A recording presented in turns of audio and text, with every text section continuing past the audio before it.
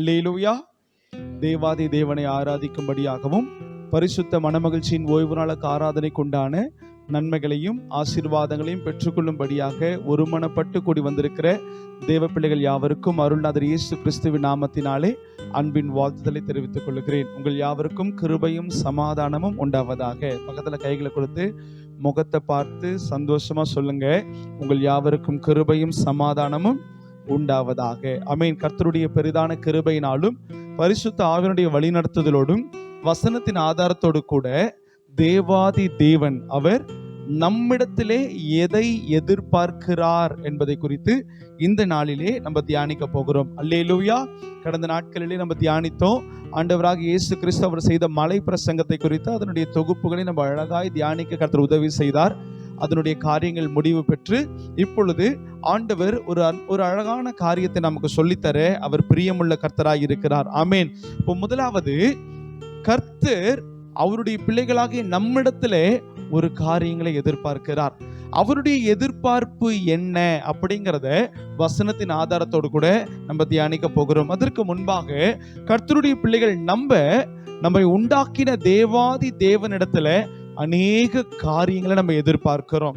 ஒரு நல்ல வீடு எனக்கு தாங்க ஏசப்பா, எனக்கு என்னுடைய வேலை ஸ்தானத்துல சமாதானத்தை கொடுங்க ஏசப்பா, இல்லை நான் படிச்சு முடிச்சுட்டேன், எனக்கு என்னுடைய படிப்புக்கு தகுந்த ஒரு நல்ல வேலையை கொடுங்க ஏசப்பா, ஆவிக்குரிய சகலவிதமான ஆசீர்வாதத்தினால என்னையும் என் குடும்பத்தையும் நிரப்புங்க, உலக பிரகாரமான நல்ல நல்ல நன்மைகளினாலே நீங்க எங்களை நிரப்புங்கப்பா, சரீரத்துல எந்த நோயும் எந்த பலவீனமும் வராதபடி கர்த்தர் நீங்க எங்களையும் எங்கள் குடும்பத்தையும் நீங்க வேலையெடுத்து பார்த்து காத்துக்கொள்ளுங்க அப்படின்னு சொல்லி நிறைய காரியங்களை நம்ம ஜெபத்தின் மூலியமாய் கர்த்தரிடத்திலே தெரியப்படுத்தி அந்த தெரியப்படுத்தின ஜெபங்களுக்கான பதில நம்ம கர்த்தரிடத்துல இருந்து எதிர்பார்க்கிறோம். ஒரு ஆமீன் சொல்லுங்க பார்க்கலாம். ஆமீன். சங்கீதம் 123:2 சொல்லுது, வேலைக்காரனுடைய கண்கள் எஜமானுடைய கைகளை நோக்கி இருக்கிறது போல நம்மளுடைய கண்கள் நம்மை உண்டாக்கின எஜமானாகிய தெய்வத்தினிடத்திலே நோக்கி இருக்கிறது. எதுக்காக வேலைக்காரனுடைய கண்கள் எஜமானுடைய கைகளை நோக்கி இருக்கு? எதுக்காகனா, வேலைக்காரர்களுக்கான கூலி எஜமான் எதுல தான் தருவார்? தன்னுடைய கைகள் மூலியமா தான் தருவார். அந்த வேலைக்காரர்களுக்கான படி அளக்குதல எஜமானன் தன்னுடைய கைகளின் மூலியமா தான் தருவார். அதனால தான் வேலைக்காரனுடைய கண்கள் எஜமானுடைய கைகளை நோக்கி இருக்கும். இன்னைக்கு தேவனுடைய பிள்ளைகளாகிய நாமும் நம்முடைய கண்களும் பரலோகத்தை நோக்கி இருக்கு. ஏன்?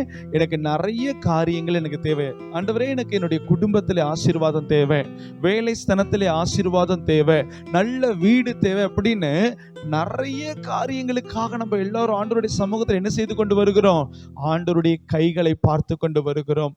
கர்த்தருடைய சமூகத்திலே ஆண்டவரிடத்திலிருந்து நிறைய காரியங்கள் நம்ம எதிர்பார்த்து கொண்டு வருகிறோம். அல்லேலூயா. ஆனா இப்பொழுது நம்ம ஆண்டவரிடத்துல நிறைய காரியங்களை எதிர்பார்க்கிறது சரிதான், இதுல ஒரு தவறும் கிடையாது. எப்படி ஒரு பிள்ளை தகப்பனிடத்துல காரியங்களை எதிர்பார்க்கிறதோ அதே போல அவருடைய சாயலின்படி அவருடைய ரூபத்தின்படி கர்த்தருடைய கரத்தின் கிரியையாய் படைக்கப்பட்டிருக்கிற நாம் அவருடைய பிள்ளைகளாய் இருக்கிறோம். அல்லேலூயா. வசனம் சொல்லுது என்னாகமம் 23:1 இஸ்ரவேலை ஆசீர்வதிப்பதே கர்த்தருக்கு பிரியம் என்று சொன்ன வார்த்தையின்படி உங்களையும் என்னையும் ஆசீர்வதிக்கிறது தான் கர்த்தருக்கு பிரியம். அப்போ நீங்களும் நானும் ஆண்டவரிடத்துல என்னென்ன ஆசீர்வாதங்களை எதிர்பார்த்தாலும் அதை கர்த்தர் ஆமென்றும் ஆமென் என்று நமக்கு நடத்தி தரவர் போதுமானவராய் இருக்கிறார். ஆனா அவருடைய இருதயம் என்று ஒன்று உண்டு. கர்த்தருடைய இருதயம் மனிதர்களிடத்துல எதை எதிர்பார்க்கிறது? வானத்தையும் பூமியும் படைத்த கர்த்தர் பாவத்திலும் சாபத்திலும் இருந்த மனிதனை தம்முடைய சொந்த இரத்தத்தினாலே சுத்திகரித்து மீட்டெடுத்து அவருடைய ஆசீர்வாதங்களினாலே நம்மை நிரப்பி இருக்கிறார். அப்படிப்பட்ட கர்த்தர் உங்களிடத்திலையும் என்னிடத்திலையும் எதை எதிர்பார்க்கிறார்? இதை என்னைக்காவது நம்ம யோசிச்சு பார்த்திருக்கோமா? ஒரு சில நேரத்துல நம்ம யோசித்து பார்த்த வழக்கங்கள் உண்டு. ஆனா மிகுதியான நேரத்துல எனக்கு என்ன கிடைக்கும்? நான் ஆபீஸ்ல இருந்து வீட்டுக்கு வரும்போது என்னுடைய குழந்தை கரெக்டா வேகமா வந்து என் பேக் வாங்கிட்டு என்ன தெரியுமா சொல்லுவா?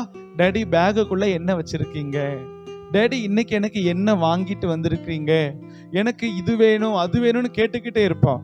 அப்போ என் மனசுல ஒரு எண்ணம் வரும், என்னடா ஒரு பேகை எடுத்து வச்சுட்டு, டேடி உட்காருங்க, டேடி நல்லா இருக்கீங்களா, டேடி உங்களுக்கு நாள் எப்படி போச்சு, தண்ணி குடிங்க அப்படின்னு என்னைக்காவது ஒரு நாள் என் பிள்ளை கேட்குமா அப்படின்னு சொல்லி நான் ஒரு சில நேரங்கள் யோசித்தது உண்டு. அதனாலதான் சண்டே கிளாஸ்ல நிறைய பிள்ளைகள் வருவாங்க. அதுல என் பிள்ளைகள் இடத்துலயும் ஒரு காரியத்தை சொல்லி கொடுத்தேன். முதல்ல உங்க பேரண்ட்ஸ் வேலைக்கு போயிட்டு வீட்டுக்கு வந்தாங்கன்னா நீங்க அவங்க பேகை வாங்கணும், அவங்கள உட்கார சொல்லணும், அவங்களுக்கு தண்ணி கொடுக்கணும், அவங்களுக்கு சாப்பாடு போட்டு கொடுக்கணும், அவங்க மனசை நீங்க புரிந்துக்க ட்ரை பண்ணணும் அப்படின்னு சொல்லி ஒரு காரியத்தை சொல்லி கொடுத்த உடனே ஒரு சில நாட்கள் அந்த காரியத்தை தொடர்ந்து என்னுடைய மகள் செய்து கொண்டு வருகிறத பார்க்க முடிகிறது. ஒரு ஆமீன் சொல்லுவோமா? அது உலக பிரகாரமான ஒரு தகப்பனுக்கு அவ்வளவு சந்தோஷம். யோசிச்சு பாருங்க. அதே போலதான் இன்னைக்கு கர்த்தரிடத்துல நம்ம நிறைய காரியங்களை கேட்கிறோம். கேட்கறது நல்ல ஒரு நிச்சயமான ஒரு காரியம், ஆசீர்வாதமான ஒரு காரியம், அதுல எந்த தவறும் கிடையாது. ஆனா நம்ம கேட்கிறோம் இல்லையா, அந்த தகப்பனுடைய இருதயம் நம்மளிடத்துல எதை எதிர்பார்க்கிறது, என்கிட்ட கர்த்தர் எதை எதிர்பார்க்கிறார், என்னுடைய இருதயம் எப்படிப்பட்ட ஒரு இருதயமா இருந்தா கர்த்தருக்கு பிரியம் அப்படின்னு நம்ம என்ன செய்யணும்? உட்கார்ந்து யோசித்து பார்க்கணும். அல்லேலூயா.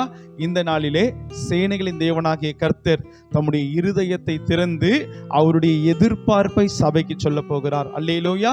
நான் விசுவாசிக்கிறேன், அந்த சண்டே கிளாஸ்க்கு பிற்பாடு இந்த குழந்தையினுடைய இருதயம் பக்குவப்பட்டது போல இந்த சண்டே சர்வீஸுக்கு பிற்பாடு உங்களுடைய இருதயம் கர்த்தருடைய இருதயத்தோடு இணைந்து பக்குவப்படும் என்று நான் விசுவாசிக்கிறேன். அல்லேலூயா.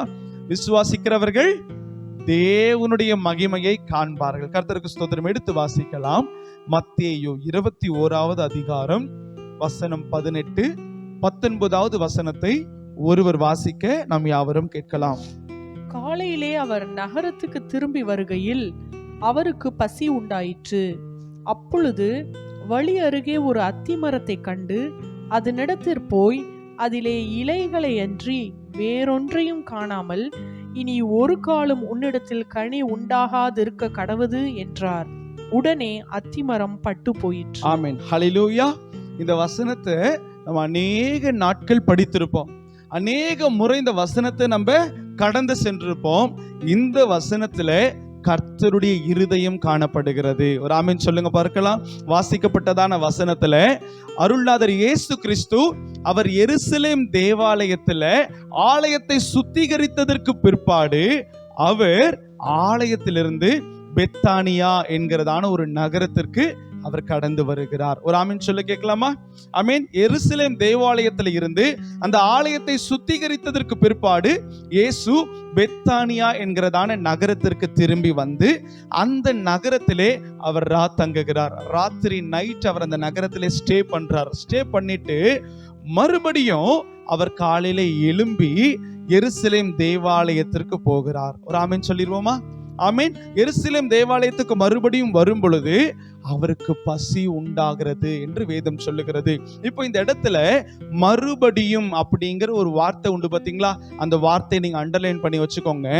மறுபடியும் இயேசு அவர் வருகிறார். இந்த வார்த்தை எதை அடையாளப்படுத்துகிறது என்று சொன்னால், இயேசு கிறிஸ்துனுடைய இரண்டாவது வருகையை அடையாளப்படுத்துகிறது. கரங்களை தட்டி சேனைகளின் தேவனுடைய நாமத்திற்கு மகிமைப்படுத்துவோம். ஹல்லேலூயா.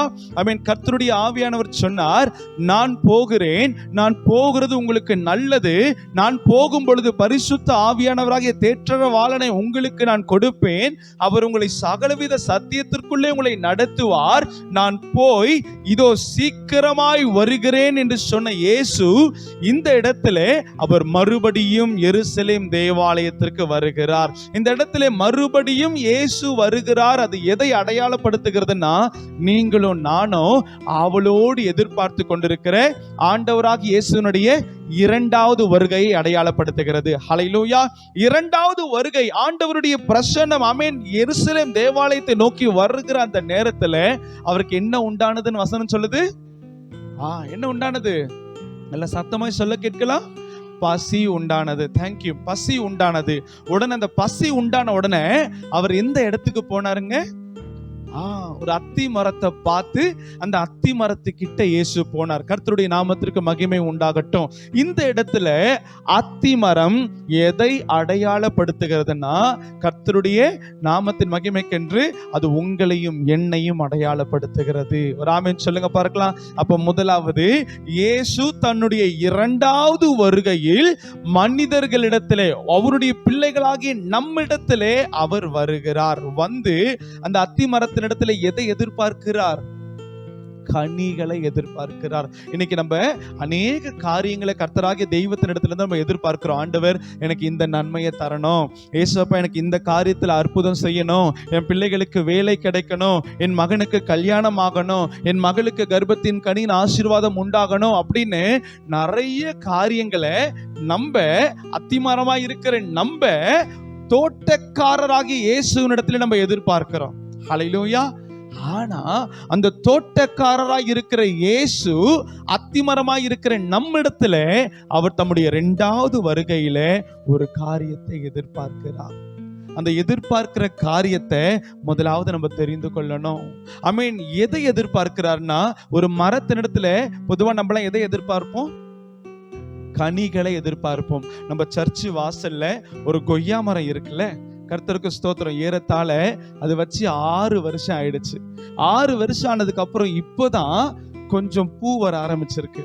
ஒரு 3 மாசம் முன்னாடி அந்த மரத்துல நான் போகும்போது வரும்போதும் பார்ப்பேன், ஏதாவது கனி இருக்கா, ஏதாவது ஒரு கொய்யா பழம் அந்த மரத்துல இருந்தா நம்ம வீட்டு மரத்துல இருந்து வந்துற கனியை நம்ம பறிச்சு என்ன பண்ணலாம்?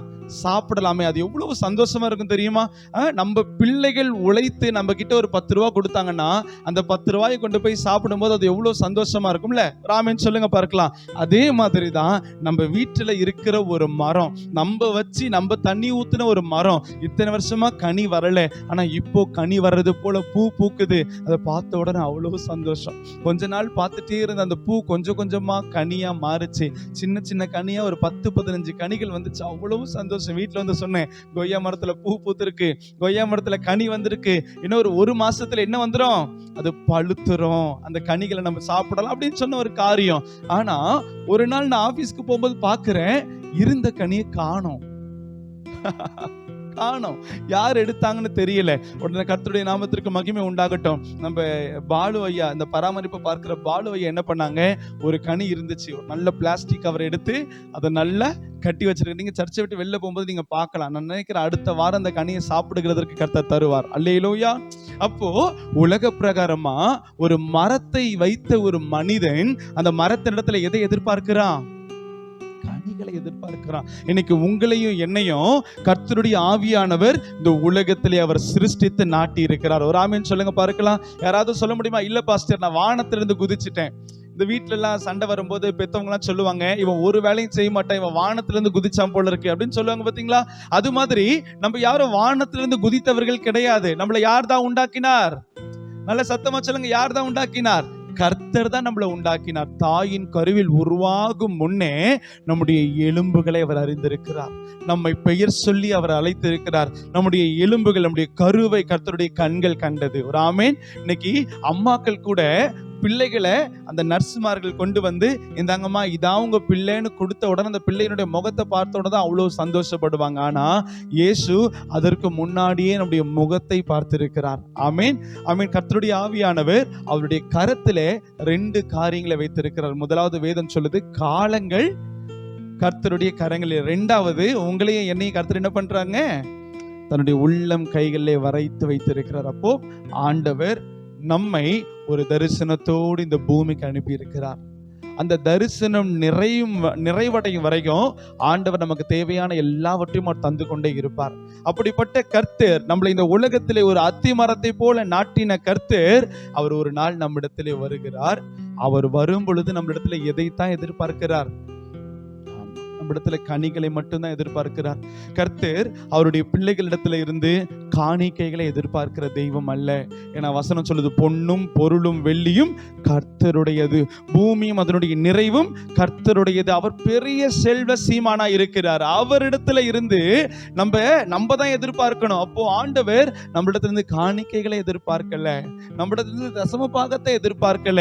நம்மிடத்துல இருந்து எதிர்பார்க்கிற ஒன்னே ஒண்ணு, மிக பிரதானமான ஒரு காரியம் என்னன்னா, ஆவியின் கனி தெய்வ பிள்ளைகளிடத்துல காணப்பட வேண்டும் என்று கர்த்தர் விரும்புகிறார். ஆமீன். அப்ப இந்த காணிக்கை, தசம பாகம், ஆண்டவருக்காக உழைக்கிறது, கொடுக்கிறது எல்லாம் அவரை நம்ம பிரியப்படுத்துகிறதற்காக. ஆனா அவர் எதுல கண்ணோக்கமா இருக்கிறார்னா, இந்த சின்ன இருதயத்துல தான் கர்த்தர் கண்ணோக்கமா இருக்கிறார். உங்க இருதயத்துல கை வச்சு சொல்லுங்க, இந்த இருதயத்துல தான் கர்த்தர் கண்ணோக்கமா இருக்கிறார். ஹல்லேலூயா. ஆமீன். இரண்டாவது வருகையில ஆமீன், அத்திமரத்தினிடத்திலே வந்து ஆண்டவராக இயேசு கிறிஸ்து கனியை எதிர்பார்க்கிறார். அதே போல தேவ பிள்ளைகளாகிய நம்மிடத்திலே ஆண்டவராகிய இயேசு கிறிஸ்து எதிர்பார்க்கிறது ஆவியின் கனிகள். அல்லேலூயா. கலாத்தியர் 5வது அதிகாரம் 22-23 சொல்லப்படுகிறது, ஆவியின் கனியோ அன்பு, சந்தோஷம், சமாதானம், நீடிய பொறுமை, தயவு, நற்குணம், விசுவாசம், சாந்தம், இச்சையடக்கம். இந்த 9 குணநல பண்புகள் ஒரு மனிதனுக்குள்ளே காணப்பட வேண்டும் என்று கர்த்தர் விரும்புகிறார். ஹல்லேலூயா. இது எப்படி சிஸ்டர் 9 டைப் ஆஃப் கேரக்டர் எனக்குள்ள காணப்படும்? இது எப்படி 9 விதமான ஆவியின் கனிகளும் எனக்குள்ள காணப்பட முடியும் அப்படின்னு நமக்குள்ள ஒரு டவுட் இருக்கும்ல. 1 2 செய்ய சொன்னா பரவாயில்ல, ஒரே நேரத்துல 9 செய்ய சொன்னா எப்படி? கடந்த வாரத்துல நம்முடைய சிஸ்டர் சொன்னாங்க, ஆவியின் கனி 9 இல்ல, ஆவியின் கனி எத்தனை தான்? ஒன்னே ஒண்ணுதான். ஆவியின் கனியோ அன்பு. ஒரு ஆமீன் சொல்லுங்க பார்க்கலாம். அப்போ தேவ பிள்ளைகள் நம்ம தெரிந்து கொள்ளணும், ஆவியின் கனி ஆண்டவர் நம்மிடத்துல எதிர்பார்க்கிற அந்த கனி என்னன்னா, நான் வாசித்த 9 இல்ல, ஆவியின் கனி என்பது அன்பு மட்டும்தான். ஒரு மனுஷனுக்குள்ளே அன்பு பூரணப்பட்டால், ஒரு மனுஷனுக்குள்ளே அன்பு பரிபூரணப்பட்டால், அவனுடைய இருதயத்துல ஆட்டோமேட்டிக்கா இந்த பேலன்ஸ் இருக்கிற 8 கனிகளும் இது கூட கொடுக்கப்படும். ஒரு ஆமீன் சொல்லுங்களேன். பக்கத்துல கைகளை கொடுத்து முகத்தை பார்த்து சிரிச்சு சொல்லுங்க, ஆண்டவராகிய இயேசு உங்களிடத்துல ஆவியின் கனிகளை எதிர்பார்க்கிறார். அல்லேலூயா. ஆமா, ஆவியின் கனிகளை எதிர்பார்க்கிறார். இன்னைக்கு நம்ம தெரிந்து கொள்ளணும், கிறிஸ்துவர்களாகிய நம்ம தெரிந்து கொள்ளணும். நம்ம வளர்ந்ததுக்கு அப்புறம் நம்ம நினைக்கிறோம் நம்ம பெற்றோருடைய இருதயத்தை நம்ம தெரிந்து கொள்ளுகிறோம். ஒரு அன்பான சகோதரி, என்னுடைய தங்கை, அவங்க இப்படியா சொன்னாங்க, ஒரு பேச்சுவார்த்தை குடும்பத்துல நடந்துட்டு இருந்துச்சு. அப்ப சொன்னாங்க, நான் வந்து எப்பவுமே காதல் திருமணம் செய்து கொள்ளவே மாட்டேன் அப்படின்னு அந்த என்னுடைய தங்கச்சி சொன்னாங்க. ஏன் அப்படின்னு ஒரு வார்த்தை கேட்ட உடனே அவங்க சொன்ன ஒரு காரியம், எங்க அப்பா மல்லிகை கடை வச்சு சின்ன வயசுல இருந்து எங்களை பார்த்து பார்த்து பார்த்து என்ன பண்ணியிருக்கிறாங்க, வளர்த்திருக்கிறாங்க. எங்க அப்பா ரொம்ப பலசாலிலாம் கிடையாது, அவர் நோயாளி தான். அவர் நோயாளியா இருக்கிற அவர் என்னையும் என்னுடைய அண்ணனையும் நாங்க படிக்கணும், எங்களுக்கு நல்ல நன்மைகள் கிடைக்கணும்னு அவங்களுக்கு சாப்பாடு இல்லைனாலும் எங்களுக்கு சாப்பாடு கொடுப்பாங்க. ஒருவேளை இந்த மாதிரி காதல் திருமணம் செஞ்சுட்டு எங்க அப்பா முகத்தை நான் பார்த்தேன்னா, அவர் என்னை திட்டக்கூட வேண்டாம், அவர் என்ன முகத்தை இப்படி பார்த்தாலே போதும், என் வாழ்க்கையில நான் தோத்துருவேன் அப்படின்னு ஒரு வார்த்தை. ஒரு ஆமீன் சொல்லுங்க பாருங்க. அப்ப யோசிச்சு பாருங்க, ரட்சிக்கப்படாத, இயேசுனா யாருன்னு தெரியாத, பிறஜாதி மார்க்கத்தாரா இருக்கிற அன்பான அந்த மகள் தன்னுடைய இருதயத்தில் என்ன நினைச்சிட்டு இருக்கிறா, என் அப்பாவுடைய இருதயத்தை நான் புரிஞ்சு கொள்ளணும். அல்லேலூயா. ஏன்னா என் அப்பா எனக்கு நிறைய நன்மைகளை செய்திருக்கிறார், என் அப்பா எனக்கு அநேக நன்மைகளை செய்து கொண்டே வருகிறார், இன்னும் கர்த்தர் என்னுடைய வாழ்க்கையில நிறைய நன்மைகளை செய்ய போகிறார். எத்தனை பேர் விசுவாசிக்கிறீங்க? அல்லேலூயா.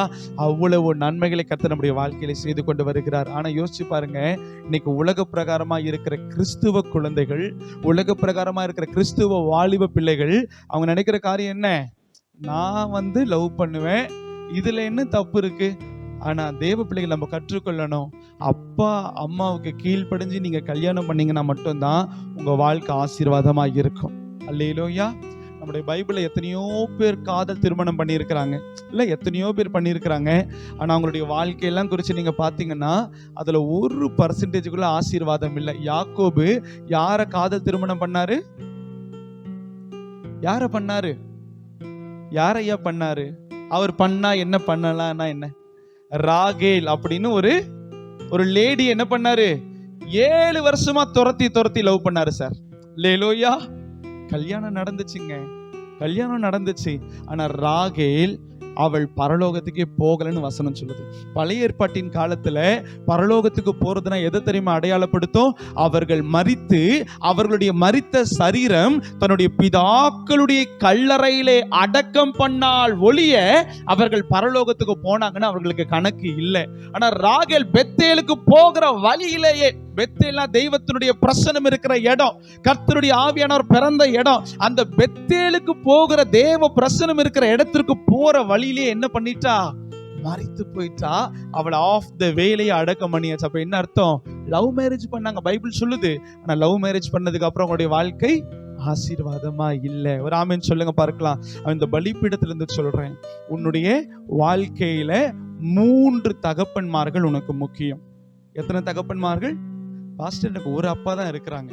சரிதான், உனக்கு 3 தகப்பன்மார்கள் முக்கியம். நம்பர் 1, உங்களையும் என்னையும் சிருஷ்டித்த பிதாவாகிய தகப்பன். ஒரு ஆமென் சொல்லுங்க. 2வது, உங்களையும் என்னையும் இந்த உலகத்திலே ஈன்றெடுத்த தகப்பன்.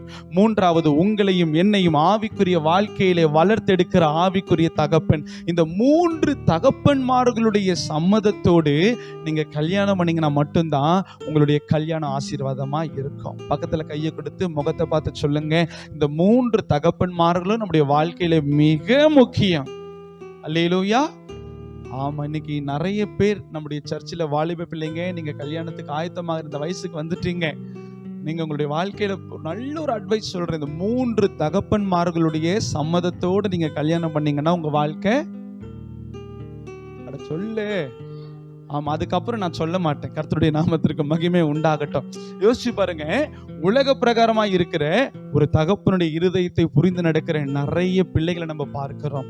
ஆனா நம்மை உண்டாக்கின கர்த்தர், அவருடைய இருதயத்தை நம்ம புரிஞ்சு கொள்ளணும். அவர் நினைக்கிறது ஒன்னே ஒண்ணுதான், என் பிள்ளைகள் கனி கொடுக்கணும். என் பிள்ளைகள் என்ன கொடுக்கணும்? ஆமா, நம்ம நினைச்சிட்டு இருக்கிறோம், நான் ஆண்டவருக்கு காணிக்கையை கொடுத்தா பரலோகத்துக்கு போயிருவேன், நான் ஆண்டவருக்கு தசம பாகம் கொடுத்தா பரலோகத்துக்கு போயிருவேன், நான் ஒவ்வொரு மாசமும் கம்யூனியன் சர்வீஸ்ல பயபக்தியோடு பாடிக்கொண்டே தேவ சமூகத்தில் வந்து கம்யூனியன் எடுத்தா அவருடைய அப்பத்தையும் அவருடைய ரசத்தையும் நான் குடிச்சு பானம் பண்ணி பருகினேன்னா நான் பரலோகத்துக்கு போயிருவேன் அப்படின்னு சொல்லி நம்ம நினைக்கிறோம். இதெல்லாம் போயிருவோம், உண்மைதான். ஆனா எல்லாவற்றுக்கும் மேலாக இது கூட ஒண்ணு நம்ம செய்யணும், அதுதான் கனிகளை நம்ம உற்பத்தி பண்ணணும். ஒரு ஆமென் சொல்லுங்க பார்க்கலாம். ஆவியின் கனிகளை நம்ம உற்பத்தி பண்ணணும். கர்த்தர் நம்மிடத்துல எதிர்பார்க்கிறது ஒண்ணுதான், என்ன?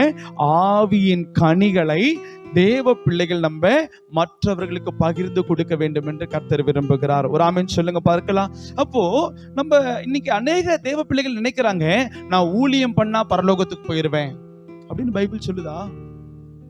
நான் ஊழியம் பண்ணா பரலோகத்துக்கு போயிருவேன் பைபிள் சொல்லுதா? எடுத்து வாசிக்கலாமா? மத்தேயு 7வது அதிகாரம் 22வது வசனத்தை மட்டும் ஒருவர் வாசிக்க கேட்கலாம். அந்நாளில் அநேகர் என்னை நோக்கி, அந்நாளில் அநேகர் கர்த்தராகிய இயேசுவை நோக்கி, கர்த்தாவே கர்த்தாவே கர்த்தாவே கர்த்தாவே, உமது நாமத்தினாலே தீர்க்க தரிசனம் உரைத்தோம் அல்லவா? என்ன பண்ணாங்களாமா? உமது நாமத்தினாலே, இயேசுவே உம்முடைய நாமத்தினாலே தீர்க்க தரிசனம் உரைத்தோம் அல்லவா? உமது நாமத்தினாலே பிசாசுகளை துரத்தினோம், உம்முடைய நாமத்தினாலே பிசாசுகளை துரத்தினோம் அல்லவா? உமது நாமத்தினாலே அநேக அற்புதங்களை செய்தோம் அல்லவா என்பார். உம்முடைய நாமத்தினாலே அநேக செய்தோம். யாருங்க தீர்க்க தரிசனம் உரைப்பா? யாரு தீர்க்க தரிசனம் உரைப்பா? ஊழியர்கள் தானே. தேங்க்யூமா. யாரு பிசாசுகளை துரத்துவா? யாருமா? அட சத்தமா சொல்லுங்கம்மா. ஊழியர்கள். யாரு அற்புதங்களை செய்வா? ஊழியர்கள். ஊழியர்கள் தான் அற்புதம் செய்வாங்க. அடுத்து வாசிங்களேன் 23. அப்பொழுது நான் ஒரு காலம் உங்களை அறியவில்லை, நான் ஒரு காலம் உங்களை அறியவில்லை, அக்கிரம செய்கைக்காரரே என்னை விட்டு அகன்று போங்கள் என்று அவர்களுக்கு சொல்லுவேன். அவங்க அக்கிரமமா செஞ்சாங்க. தீர்க்க தரிசனம் உரைக்கிறது அக்கிரமமாங்க? பிசாசுகளை துரத்துறது அக்கிரமமாங்களாங்க? அற்புதங்களையும் அடையாளங்களையும் செய்கிறது அக்கிரமங்களா? ஆனா இயேசு இந்த இடத்துல என்ன சொல்லுகிறார்? அக்கிரமம் செய்கைக்காரர்களே என்னை விட்டு அகன்று போங்கள். யோசிச்சு பாருங்க, பிசாச துரத்துறதுலாம் லேசுப்பட்ட காரியம் அல்ல. அவ்வளவு போராடணும். தீர்க்க தரிசனம் உரைக்கிறதுலாம் சாதாரண காரியம் அல்ல. கர்த்தர் பேசணும். அல்லேலூயா. அற்புதங்களை செய்கிறதுலாம் சாதாரண காரியம் அல்ல. கர்த்தர் அவர் மனசு வைக்கணும். அவர் மனசு வச்சு அந்த நேரத்துல தான் அற்புதம் நடக்கும். எந்த ரெக்கமெண்டேஷனையும் இயேசு எதிர்பார்க்க மாட்டார். கானா ஒரு கல்யாணத்துல என்னங்க குறைஞ்சு போயிடுச்சு? குறைஞ்சு போயிட்ட உடனே இயேசுனுடைய தாயாகிய மரியாள் இயேசுனிடத்துல இருந்து ரெக்கமெண்ட் பண்றாங்க. இந்த மாதிரி இயேசு இந்த வீட்டுல கல்யாணத்துல ரசம் குறைஞ்சு போயிடுச்சு, நீங்க என்ன பண்ணுங்க, இதாகலும் செய்யுங்க. இயேசு என்ன சொன்னாருங்க? என் வேலை இன்னும் வரல. அப்ப அற்புதம் பண்றதுக்கும் ஆண்டவருடைய வேலை வரணும். இந்த பலிபீடத்துல வந்து சொல்றேன், அற்புதத்துக்காக காத்திருக்கிறீங்களா? இயேசுனுடைய வேலைக்காக காத்திருங்க. கரங்களை தட்டி கர்த்தருடைய நாமத்தை மகிமைப்படுத்து. ஹல்லேலூயா. அற்புதத்தையும் அடையாளத்தையும் செய்கிறதற்கு யாருடைய பர்மிஷன் தேவைங்க? சொல்லுங்க, நல்லா எல்லாரும் சொல்லுங்க. அப்ப இவ்வளவு செஞ்சும் இயேசு உங்களை பார்த்து சொல்றார், ஊழியம் செய்கிறவர்களேன்னு சொல்லல. என்ன சொல்றாருங்க? அக்கிரமம் செய்கைக்காரர்களே உங்களை நான் அறியேன், என்னை விட்டு. ஏன் ஆண்டவர் இப்படி சொன்னார்? நான் யோசிச்சேன், ஏன் ஆண்டவர் இப்படி சொன்னாரு? இன்னைக்கு நம்ம ஊழியம் செய்யறோம், கர்த்தருக்காக ஊழியம் செய்யறோம். நிறைய பேர் ஊழியம்னு சொல்லி, எங்க மாமியார் அடிக்கடி சொல்லுவாங்க, கர்த்தருக்காக ஊழியம் செய்யணும், அட்டூழியம் செய்யக்கூடாது. அல்லேலூயா. ஊழியம் செய்யறோம், ஆனா ஏன் ஆண்டவர் இப்படி சொல்லிட்டாரு? 21வது வசனத்தை வாசிக்க கேட்கலாமா? பரலோகத்தில் இருக்கிற என் பிதாவின் சித்தத்தின்படி செய்கிறவர்கள், பரலோகத்தில் இருக்கிற என் பிதாவின் சித்தத்தின்படி செய்கிறவர்கள் பரலோக ராஜ்யத்தில் பிரவேசிப்பானே அல்லாமல் என்னை நோக்கி. போதும். பரலோகத்தில் இருக்கிற என் பிதாவுடைய சித்தத்தை செய்கிறவனே அல்லாமல் என்னை நோக்கி, கர்த்தாவே கர்த்தாவே உம்முடைய நாமத்தினாலே தீர்க்க தரிசனம் சொன்னேன், உம்முடைய நாமத்தினாலே பிசாசுகளை துரத்தினேன், உம்முடைய நாமத்தினாலே அற்புதங்களை செய்தேன், உம்முடைய நாமத்தினாலே தானம் தர்மம் செஞ்சேன், உம்முடைய நாமத்தினாலே உதவி செஞ்சேன், என்ன பரலோகத்துக்கு சேர்த்துக்கோங்க அப்படின்னு யாரு கேட்டாலும் ஆண்டவர் சொல்லுவார், அக்கிரமம் செய்கைக்காரர்களே என்னை விட்டு அகன்று போங்கள். அப்போ நம்ம எதை செஞ்சாலும் செய்யலனாலும் பிரதானமா ஒண்ணு செய்யணும். பரலோகத்தில் இருக்கிற பிதாவுடைய சித்தம், அவருடைய டிசையர் ஆஃப் த ஹார்ட், தெய்வத்தினுடைய இருதயத்தை நம்ம புரிந்து அந்த இருதயத்தின்படி நம்முடைய வாழ்க்கையை அமைத்து கொண்டா மட்டும்தான் பரலோகத்திற்கு நம்ம பங்காளிகளாக முடியும். ஒரு ஆமீன் சொல்லுங்களேன். அல்லேலூயா. ஆமா, ஒரு பைபிள் டீச்சர் இப்படியே சொன்னார், அது என்னுடைய ஆள் மனசுல பதிஞ்சிருச்சு. முதல்ல பிரஜாதி மார்க்கத்தார் இடத்துல போய் இயேசு நல்லவர் அப்படின்னு சொல்லி என்ன பண்ணுவோம்? சுவிசேஷத்தை சொல்லி சபைக்குள்ள கொண்டு வருவோம். சபைக்குள்ள அவர்கள் வந்ததுக்கு பிற்பாடு இயேசு நல்லவர்னு சொல்லக்கூடாது. இயேசு யாருக்கு நல்லவராய் இருப்பாரு, யாருக்கு இயேசு வல்லவராய் இருப்பாரு, யாருக்கு இயேசு உதவியா இருப்பாருன்னு சொல்லி நம்ம சொல்லி கொடுக்கணும். ஆமென் சொல்லுங்க பார்க்கலாம்.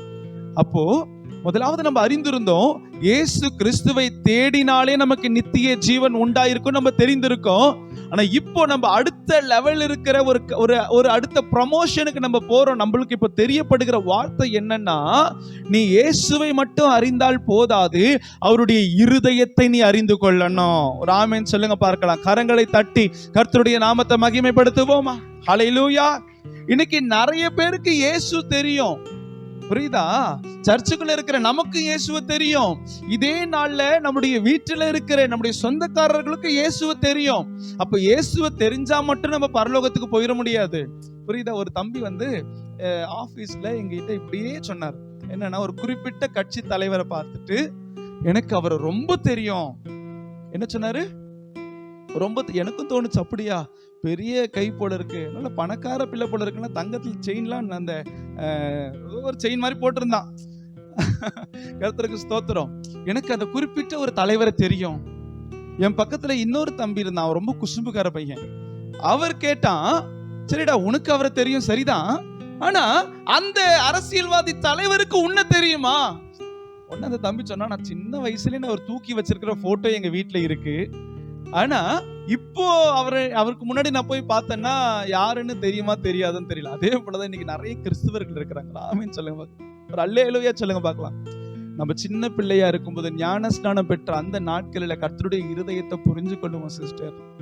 அப்பாவுடைய இருதயத்தை புரிஞ்சு கொண்டு ஒரு சின்ன குழந்தைய போல அப்பா பின்னாடியே நடப்போம். அப்பா சர்ச்சுக்கு போய் உட்காருவோம், வேதத்தை வாசிப்போம், ஜெபிப்போம். ஏசப்பா இருதயத்துக்கு என்ன பிரியம், சத்தியத்தை கேட்டு அந்த சத்தியத்தின்படியே வாழணும்னு ஆசைப்படுவோம். பட்டிருக்கிறோமா? ஆனா கொஞ்சம் வளர்ந்த உடனே எனக்கு அப்பாவை தெரியும், ஆனா அப்பாவுக்கு தான் என்ன தெரியல. இந்த இடத்துல ஊழியக்காரங்க தாம்மா ஆண்டவருடைய நாமத்துல இயேசுவை தெரிஞ்சவங்க தீர்க்க தரிசனம் சொல்றாங்க, இயேசுவை தெரிஞ்சவங்க பிசாசை துரத்துறாங்க, இயேசுவை தெரிஞ்சவங்க என்ன பண்றாங்க, அற்புதங்களை செய்யறாங்க. ஆனா இயேசுவிற்கு இவர்களை தெரியணும். ஒரு ஆமென் சொல்லிருங்க பார்க்கலாம். அல்லேலூயா. இன்னைக்கு இயேசு பரலோகம் உங்கள் மேல் நினைவா இருக்கா? அப்பாவுடைய ஹார்ட் உங்களுக்கு புரியுதா பிரதர்? அப்பாவுடைய இருதயம் சிஸ்டர் உங்களுக்கு தெரியுதா? ஏசப்பா உங்ககிட்டயும் என்கிட்டயும் என்ன எதிர்பார்க்கிறாரு நம்ம முதல்ல என்ன செய்யணும், தெரிந்து கொள்ளணும். ஒரு ஆமென் சொல்லிடுவோமா? ஒரு அல்லேலூயா சொல்லுங்க பார்க்கலாம். அப்ப முதலாவது நம்ம கர்த்தருடைய இருதயத்தை தெரிந்து கொள்ளுகிற ஒரு பிள்ளையா இருக்கணும். கர்த்தர் நம்ம கிட்ட எதிர்பார்க்கிற மிக பிரதானமான ஒண்ணுதான். அவர் நம்ம கிட்ட ஏராளமான காரியத்தை எதிர்பார்க்கல, ஒண்ணுதான் எதிர்பார்க்கிறார். எதை? கனிகளை எதிர்பார்க்கிறார். பக்கத்துல கைகளை கொடுத்து சொல்லுங்க, உங்க கனிகளை தான் ஏசப்பா எதிர்பார்க்கிறார். அல்லேலூயா.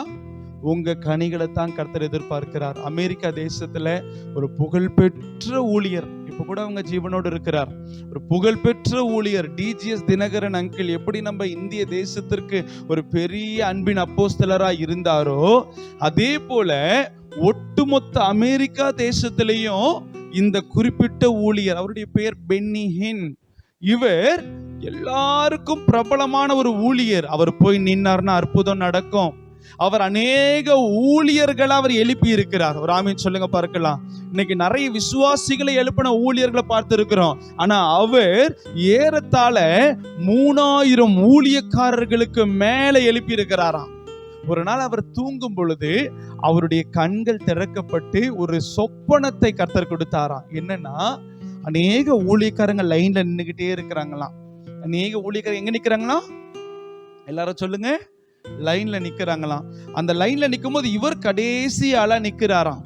அந்த நிக்கிற ஒவ்வொருத்தரும் யாருன்னா, இவர் ஊழியத்துல ட்ரெயின் பண்ண இவருடைய அசிஸ்டன்ட் ஊழியர்கள் தான்.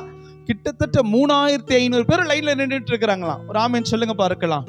அந்த லைனுடைய கடைசியில ஒரு வெள்ளை சிங்காசனத்துல அக்கினிமயமான முகத்தோடு தேவ ஆவியானவர் அங்க உட்கார்ந்துட்டு இருந்தாராம். ஒவ்வொரு முறை ஒவ்வொரு ஊழியக்காரர்களும் அந்த சிங்காசனத்துக்கு முன்னாடி போகும்போது தேவன் எழும்பி நின்று பொன் சிரிப்போடு அவர்களை கட்டி அணைத்து எஜமானுடைய சந்தோஷத்துக்குள் பிரவேசிங்கள்னு சொல்லி பரலோகத்தினுடைய கதவை திறந்து விட்டாராம். ஒரு ஆமென் சொல்லுங்களேன்.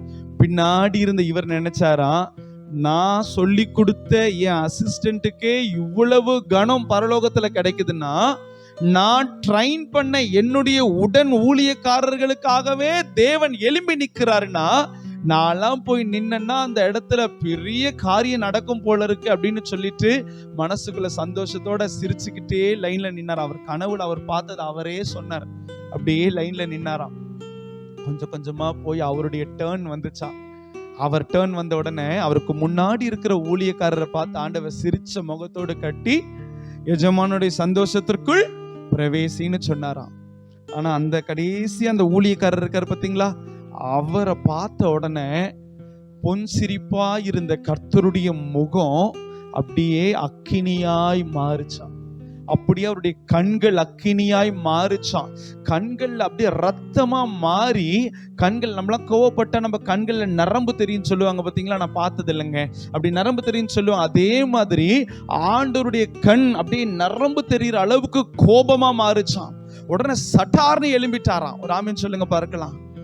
ஏன் ஆண்டவரே, ஏன்? நான் சொல்லி கொடுத்தேன், நான் ஊழியத்துல பழகுனேன், இவங்களுக்கெல்லாம் இவ்வளவு கனம், ஆனா எனக்கு கனம் இல்லையேன்னு சொன்ன உடனே ஆண்டவர் சொன்னாரா, நீ பூமியில வாழ்கிற நாட்களில உன்னிடத்திலிருந்து நான் ஒரு கனியை கூட பெற்றுக்கொள்ளவில்லை. அல்லேலூயா. உன்னிடத்துல ஒரு கனி கூட என்னிடத்துடைய சமூகத்துல வரல. ஒரு கனி கூட உன்கிட்ட நான் காணப்படல. இன்னைக்கு தேவ பிள்ளைகள் நீங்களும் நானும் ஒரு நாள் பரலோகத்துக்கு போக போறோம். இதுக்கு ஆமீன் வந்திருக்கணும். அல்லேலூயா. நம்ம எங்க போக போறோம்? நான் தான் சொன்னேன், ஒரு நாள் இன்னைக்கே போக போறேன்னு சொன்னாதான் நீங்க இப்படி உட்காரணும். இடிச்சு வச்ச பிள்ளை ஆமீன் சொல்லுங்க பார்க்கலாம். ஒரு நாள் நம்ம போவோம். போகும்போது கர்த்தர் உங்களையும் என்னையும் பார்த்து ஒரு வார்த்தை சொல்லணும். என்ன சொல்லணும்? இன்னைக்கு நீங்களும் நானும் ரட்சிக்கப்பட்டு தேவ சமூகத்துல அவருடைய பிள்ளைகளாய் வாழும் பொழுது ஒரு சத்தம் நம்ம காதுல கேட்கணும். என்ன தெரியுமா? இவர் என்னுடைய நேசகுமாரர், இவரில் நான் பிரியமா இருக்கின்ற சத்தம் நம்ம வாழும் போது கேட்கணும். இன்னைக்கு நம்ம மரிச்ச உடனே பரலோகத்திலிருந்து நம்முடைய ஆத்மா ஒரு சத்தத்தை கேட்கணும். என்ன தெரியுமா? உண்மையும் உத்தமுமான ஊழியக்காரனே பிரவேசி அப்படிங்கிற சத்தம் கேட்கணும். இன்னைக்கு உலகத்துல வாழும் போதே அந்த சத்தம் கேட்கலன்னா நம்ம கண்ணை மூடும் போது அந்த சத்தம் கேட்கும்னு நினைக்கிறீங்களா? அல்லேலூயா. புரியுதா சிஸ்டர் நான் என்ன சொல்றேன்னு? நம்ம உலகத்துல வாழும் போதே கர்த்தருக்காக உண்மையா அவருக்கு கனி கொடுத்த ஒரு வாழ்க்கையை வாழ்ந்தோன்னா தான் பரலோகத்திலிருந்து ஒரு சத்தம் வரும். பிதாவுடைய உதடுகள்ல இருந்து ஒரு சத்தம் வரும். வசனம் சொல்லுது, இருதயத்தின் நிறைவினால் வாய் பேசும். அப்ப பிதாவுடைய இருதயத்துல உங்களையும் என்னைய நேசகுமாரன் நேசகுமாரத்தின்னு அவர் ஃப்ரேம் பண்ணி வச்சிருந்தாதான் அந்த சத்தம் வரும். அப்ப யாருக்கு தான் அந்த மதிப்பு? யாருக்கு தான் அந்த கனம்? கர்த்தருக்கு கனி கொடுக்கிறவர்களுக்கு. அல்லேலூயா. யாருக்கு தான் அந்த கனம்? பக்கத்துல கைகளை கொடுத்து சொல்லுங்க, கர்த்தருக்கு கனி கொடுக்கிறவர்களுக்கு தான் அந்த கனம். புரியுதா? இப்ப இந்த உலகத்துல வாழும் போதே நம்ம எதை கொடுக்கணும்? இயேசுவுக்கு காசு கொடுக்காதீங்க சிஸ்டர். ஒரு முறை கர்த்தருக்கு ஸ்தோத்திரம், தண்டையார்பேட்டையில ஒரு குறிப்பிட்ட இடத்துல ஒரு 7-10 வருஷம் இருக்கும் ஊழியம் பண்றதுக்காக நானும் ஒரு குறிப்பிட்ட பாஸ்டரும் அங்க போயிருக்கிறோம். அந்த இடத்துல ஒரு அன்பான ஒரு ஹிந்து சகோதரி, அவங்களுக்குள்ள ஜெபம் பண்ணும்போது அவங்களுக்குள்ள இருந்து பிசாசு போராட்டம். அவங்க சொன்ன காரியம், பாஸ்டர் எங்க குடும்பத்துல சமாதானமே இல்லை. கணவர் காலையில போனாருன்னா எப்போ வராருன்னு தெரியல, திரும்பவும் காலையில நான் எந்திரிக்கிறதுக்கு முன்னாடி போயிடுறாரு. பிள்ளைங்க எல்லாம் 4 மூளைக்கு தான் இருக்காங்க. நாங்கெல்லாம் ஒன்னா உட்கார்ந்து சாப்பிட்டே பல வருடங்கள் ஆச்சு. எங்களுக்கு சமாதானத்துக்காக ஜெபம் பண்ணுங்க, நீங்க தான் சமாதானத்தை தருவார் இயேசுன்னு சொன்னீங்களேன்னு சொன்ன உடனே ஜெபம் பண்ண உடனே முதல்ல ஒரு கேள்வி கேட்டா அவங்க கிட்ட. என்ன தெரியுமா? ஏசப்பா உங்க குடும்பத்துக்கு விடுதலை கொடுத்தா நீங்க ஏசப்பாவுக்கு என்ன தருவீங்க? அல்லேலூயா. என்ன கேள்விங்க? உங்களுக்கு ஏசப்பா விடுதலை கொடுத்தா நீங்க ஏசப்பாவுக்கு? அவங்க சொன்னாங்க, நாங்க வேளாங்கண்ணி போய் நாங்க முடிய தரோம். வேளாங்கண்ணி போய் என்ன தராங்களா? உடனே நாங்க சொன்னோம், எங்க ஏசப்பாவுக்கு இவ்வளவு பெரிய முடி இருக்கு. ஏன்னா அவர் நசரேய விரதம் உள்ளவர் இல்லையா? அவர் தலையில என்ன படல? சவரகன் கத்தி ஏசப்பா தலையில படல. எங்க ஏசப்பாவுக்கு இவ்வளவு முடி இருக்கு. அவருக்கு உங்க முடி வேணாம், உங்க இருதயம் தான் ஏசப்பாவுக்கு வேணும். ஒரு ஆமென் சொல்லுங்க பார்க்கலாம். அப்ப இந்த இருதயம், இது வசனம் சொல்லுது, எசேக்கியேல் புத்தகத்துல வாசிக்கிறோம், மனிதனுடைய இருதயமானது திருக்குள்ளதும் மகா கேடுள்ளதும். அந்த இருதயத்தை நம்ம அப்படியே ஆண்டவருக்கு கொடுக்க முடியாது. புரியுதா? அந்த இருதயத்தை சுத்திகரிச்சு கனிகளினாலே அலங்கரிச்சு அலங்கரிக்கப்பட்ட அந்த இருதயத்தை தான் ஏசப்பா கிட்ட நம்ம என்ன செய்ய முடியும்? கொடுக்க முடியும். கொடுக்கணும்னு ஆசைப்படுறீங்களா? ஆசைப்படுறவங்களா ஒரு அல்லேலூயா சொல்லுங்க. ஆசைப்படுறவங்களா ஒரு ஆமென் சொல்லுங்க. அப்ப நம்ம இருதயம் எப்படிப்பட்ட இருதயம்னா சுத்திகரிக்கப்பட்ட கனி உள்ள ஒரு இருதயமாய் இருக்கணும். அந்த கனி உள்ள ஒரு இருதயமாய் நம்முடைய இருதயம் இருக்கும்போது மட்டும்தான் பரலோகத்திலிருந்து ஒரு சத்தம் கேட்கும். வாழும் பொழுது இவன் என்னுடைய நேசகுமாரன். நம்ம மரிக்கும் பொழுது உண்மையும் உத்தமும் உள்ள ஊழியக்காரனை எஜமானுடைய சந்தோஷத்திற்குள் பிரவேசி. அப்ப அந்த ஆவியின் கனிகள் நமக்கு கர்த்தர் தரணும். ஒரு ஆமென் சொல்லுங்க பார்க்கலாம். அந்த கனி இல்லாத ஒரு வாழ்க்கை செத்த வாழ்க்கை. ஒருவேளை ஆண்டவர் வரும் பொழுது இந்த அத்திமரம் எப்படி தெரியுமா இருந்துச்சு? வசனம் சொல்லுது, இலைகளே அன்றி கனிகள் இல்லை. அப்ப என்ன இருந்துச்சு அதுல? பச்சை பசேர்னு இலை. இன்னைக்கு நீங்க யோசிச்சு பாருங்க, தூரத்துல ஒரு மரத்தை பாக்குறீங்க, அது பச்சை பசேர்ன்னு இருக்குன்னா என்ன அர்த்தம்? அது நீர்க்காலின் ஓரமாய் நடப்பட்ட ஒரு மரம். அப்ப அந்த மரத்துக்கு தண்ணிக்கு பிரச்சனையே இல்லை. இன்னைக்கு நிறைய கிறிஸ்துவர்கள் இலை உதிராதிருக்கிற மரத்தை போல பச்சை பசேர்ன்னு இருக்கிறோம். என்ன அர்த்தம்? உலக பிரகாரமா இயேசு எல்லா ஆசீர்வாதங்களையும் கொடுத்திருக்கிறார். அந்த மரத்தை பார்க்கும் போதே தெரியும், இந்த மரம் சூப்பர் மரம், இப்படி கிரீனிஷா இருக்கு ஐயா அப்படின்னு நம்ம நினைக்கிறோம்ல. அதே போல ஆவிக்குரிய நன்மைகள், உலக பிரகாரமாக இந்த உலகத்துல விரும்பி வாழுகிறதற்கு எல்லா ஆசீர்வாதங்கள், சரீர பிரகாரமான எல்லாவற்றையும் ஆண்டவர் நம்மிடத்துல கொடுத்திருக்கிறார். நம்ம இலைகளோடு கூட இருக்கிற அத்திமரமா இருக்கிறோம். ஆனா இலைகளோடு இருக்கிற அத்திமரம் பரலோகத்துக்கு போக முடியாது. எந்த அத்திமரம் தான் பரலோகத்துக்குள்ள போக முடியும்? கனிகளோடு இருக்கிற அத்திமரம் தான். பக்கத்துல கையை கொடுத்து முகத்தை பார்த்து கரெக்டா சொல்லுங்க, கனியோடு இருக்கிறவங்க தான் பரலோகத்துக்கு போக முடியும். அல்லேலூயா. அந்த கனியைத்தான் கர்த்தர் உங்களிடத்திலேயே இடத்துல எதிர்பார்க்கிறார். இன்னொரு வசனத்தை காண்பிக்கிற, எடுத்து வாசிங்க. மீகா 6வது அதிகாரம் 8வது வசனத்தை ஒருவர் வாசிக்க நாம் யாவரும் கேட்கலாம். மீகா 6வது அதிகாரம் 8வது வசனம். மனுஷனே நன்மை இன்னதென்று அவர் உனக்கு அறிவித்திருக்கிறார். கொஞ்சம் நிப்பாட்டுங்க. ஆண்டவர் உங்களை பார்த்து ஒரு சொல்றாரு பாருங்க, மனுஷனே நன்மை என்னதுன்னு உனக்கு கர்த்தர் என்ன பண்ணிருக்கிறாரு? அறிவிச்சிருக்கிறார்ல. பிரதர் சிஸ்டர், உங்களுக்கு தெரியும்ல எது நன்மை எது தீமைன்னு தெரியும்ல. என்னைக்கு தெரியுமா தெரியும்? ஏதேன் தோட்டத்திலேயே தெரியும். ஏன்னா அவன் சாப்பிட்ட கனி எந்த கனிங்க? நன்மை தீமை அறியத்தக்க விருட்சத்தின் கனியை தான் புசிச்சான். அப்போ மனுஷனுக்கு நன்மை எதுன்னு தெரியும், மனுஷனுக்கு தீமை எதுன்னு தெரியும். வாசிக்க கேட்கலாம். நியாயம் செய்து இரக்கத்தை சிநேகித்து உன் தேவனுக்கு முன்பாக மனத்தாழ்மையாய் நடப்பதை அல்லாமல் வேற எண்ணத்தை கர்த்தர் உன்னிடத்தில் கேட்கிறார். அல்லேலூயா. அப்போ நன்மை எது தீமை எதுன்னு ஆண்டவர் நமக்கு சொல்லி இருக்கிறார். அப்போ ஆண்டவர் நம்ம இடத்துல எதிர்பார்க்கிறது ஒண்ணுதான், நீ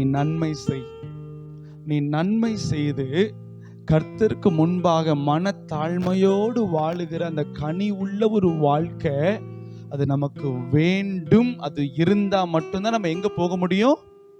இன்னைக்கு நீங்களும் நானும் பிரசங்கிக்கிற இந்த பரலோகத்துக்கு போக முடியும். ஆசை தானே? பரலோகத்துக்கு போன எத்தனை பேருக்கு ஆசை இருக்குல்ல? இன்னைக்கு இல்ல, ஒரு நாள் ஆண்டவர் கொண்டு போவார். ஒரு ஆமென் சொல்லுங்க பார்க்கலாம். ஆமா, ஆண்டவர் ஒரு நாள் கொண்டு போவார். அந்த பரலோகத்துக்கு நம்ம போகணும்னா ஆவியின் கனிகள் எனக்கு அவசியம். நான் ஆண்டவருக்கு பணத்தை கொண்டு போய் கொடுக்க முடியாது.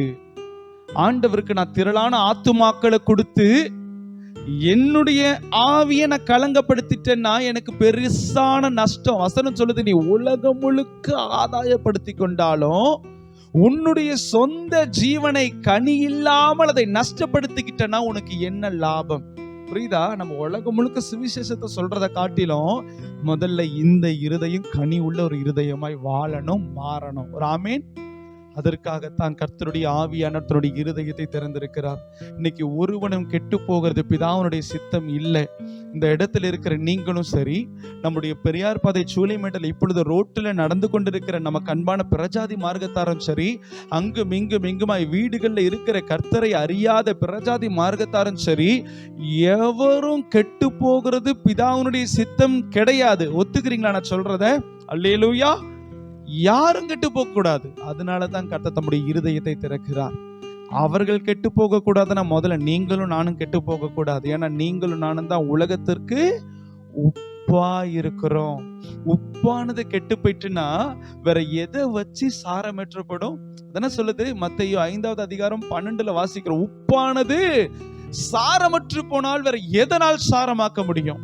இந்த உலகத்தை சாரமாக்கணும்னா, இந்த உலகத்தை கிறிஸ்துவுக்காக ஆதாயப்படுத்தணும்னா முதல்ல நீங்களும் நானும் கனி கொடுக்கிற ஒரு வாழ்க்கையை நம்ம வாழணும். ஆமீன் சொல்லுங்க பார்க்கலாம். ஆமீன். வருகிற வாரங்களிலே ஒவ்வொரு வாரமும் ஒவ்வொரு கனிகளை குறித்து நம்ம தியானிக்க போகிறோம். அல்லேலூயா. முதலாவது ஆவியின் கனியோ அன்பு, சந்தோஷம், சமாதானம், நீடிய பொறுமை, தயவு, நற்குணம், விசுவாசம், இச்சையடக்கம், சாந்தம். இந்த 9 கனிகளையும் குறித்து ஒவ்வொரு வாரமும் நம்ம அழகா தியானிக்க போகிறோம். ஆமென் சொல்லுங்க பார்க்கலாம். அதனால ஏறத்தாழ ஒரு 12 வாரம் இதை எடுக்கணும்னு ஒரு ஏவுதல். அந்த 12 வாரம் ஒரு கிளாஸுக்கு போகிற பிள்ளைகளை போல என்ன செய்திருங்க, கரெக்டா சர்ச்சுக்கு வந்துருங்க. 12வது வாரத்தினுடைய முடிவுல நீங்களும் நானும் கர்த்தருக்கென்று ஆயத்தப்பட்டு இருப்போம். ஆமென் சொல்லுங்க பார்க்கலாம். நாம் ஜெபிக்கும்படி நாம் எழும்பி நிற்கலாம்.